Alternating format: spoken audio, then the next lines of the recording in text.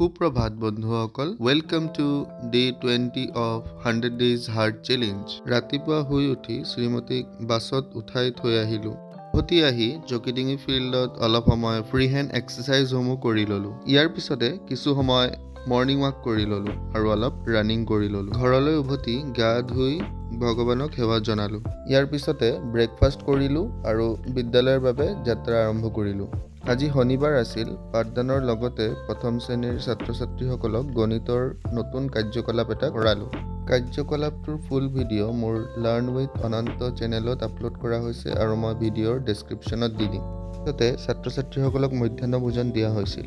ঘৰলৈ উভতি আহি ময়ো দুপৰীয়াৰ আহাৰ গ্ৰহণ কৰিলোঁ। অলপ সময় জিৰাই আমি শনি মন্দিৰলৈ গৈছিলোঁ। তাত পূজা দিলোঁ।